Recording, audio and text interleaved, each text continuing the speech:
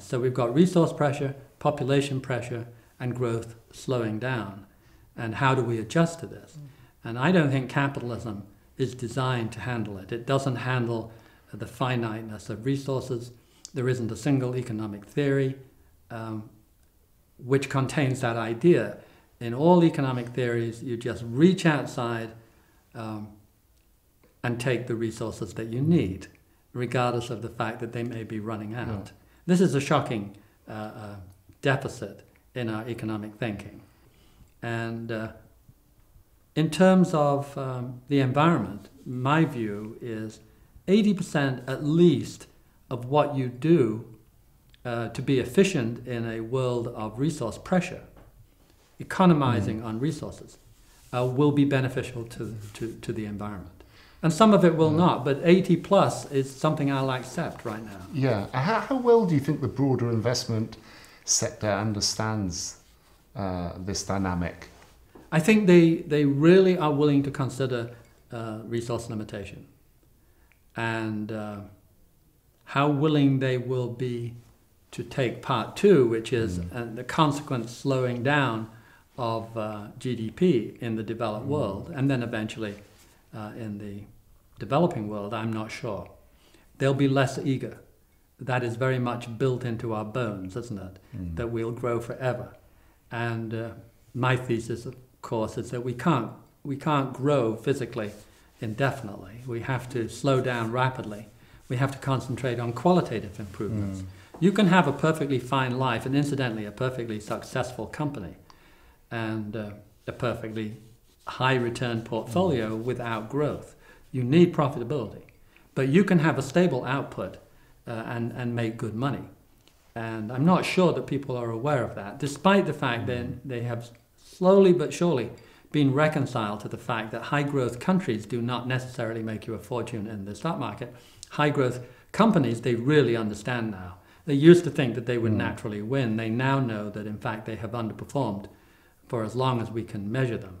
So they've got that connection. Growth does not equal automatic return in the stock market.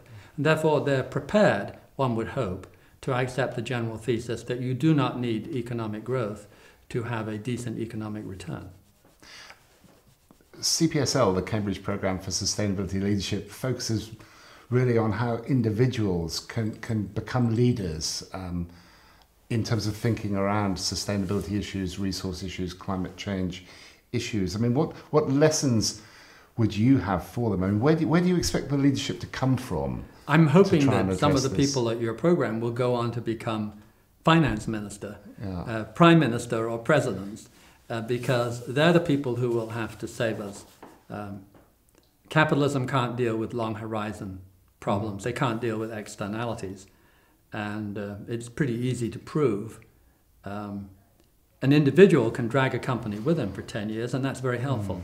But what they have to concentrate on is influencing, first of all, governments, and secondly, the general public, in any way that they can.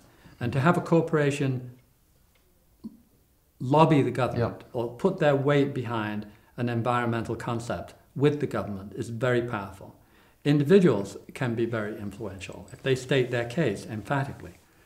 And we will need all the help that we can get. The other thing, by the way, we should just mention in passing is the hoax or the fantasy that growth, physical growth, can be maintained indefinitely. Physical growth cannot be maintained very quickly over hundreds of years. There is simply no place to park your physical goods. Okay.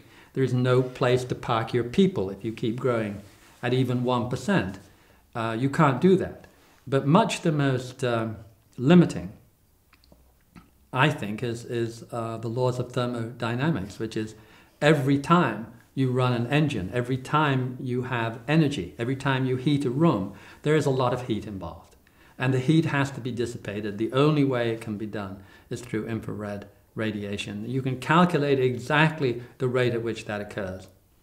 And it has been worked out that if you compound energy production from any source at all, forget carbon dioxide and climate change, any source at all, If you increase it at 2.3%, then the thermodynamic effect multiplies by 10 every 100 years. And in 400 years, that's 100,000 times, you boil. The planet would reach boiling point. So you know long before 400 years, far more limiting than my arguments about where you park your television sets. We're out of business. So you have to understand it. Even if you do it through wind power and solar power and nuclear, you cannot grow indefinitely. You have to reconcile yourself to having qualitative improvements, a better life, limited population, and concentrate on other ways in which the quality of life can be improved, which might incidentally be a whole lot better than the way we run our lives today.